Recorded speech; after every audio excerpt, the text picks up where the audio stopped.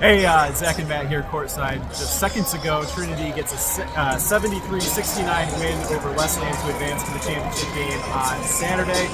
Want to get out some quick reactions here. Matt, we talked about it in our episode. Kind of cool for just a couple of D3 basketball fans from Michigan to get to see a game involving two NESCAC teams.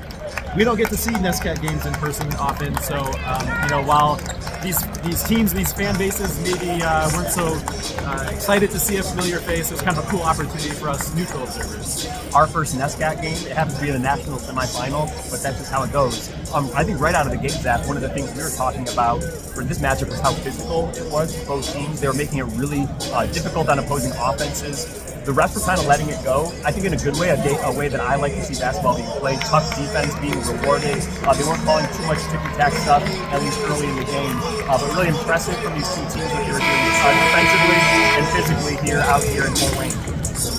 It's a real back and forth game early on, I thought. The first run probably belongs to Wesleyan. They took their biggest lead, 6-point lead with about 5 minutes to go. Nicky Johnson, Ben Little, a couple guys who I felt like really keyed that first run to give them the lead. But then it was Trinity going into the halftime locker room with a lead. Really good close to the half for Trinity. Yeah, and I think you're right, Zach. Wesleyan's Nicky Johnson, I think, was really incredible in the first half. He led that run for Wesleyan. I think he had a really efficient 10 points in the first half. But it was Trinity that found a way to do just enough. I think rebounding was a key in this game. But they had the slim halftime lead and really looked like anyone's game going into the break there.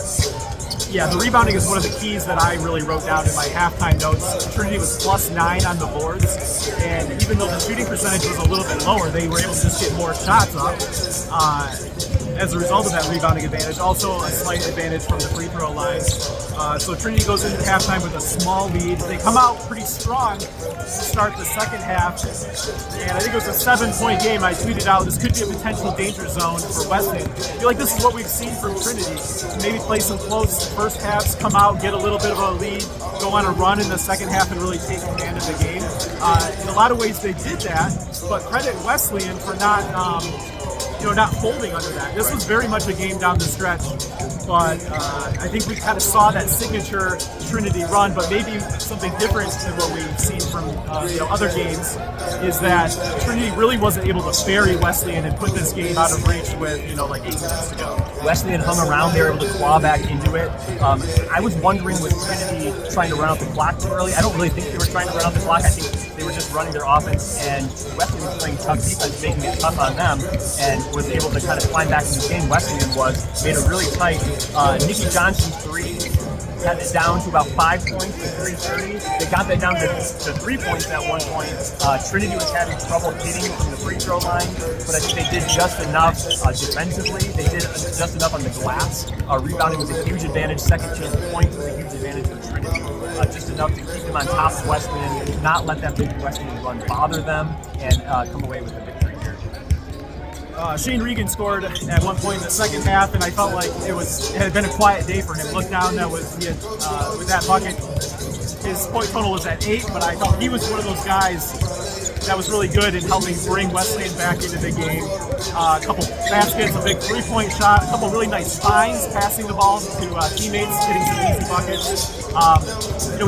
We talk about how it was kind of cool to be able to see a couple NESCAC opponents play each other in person. We had 4 first-team NESCAC players in person.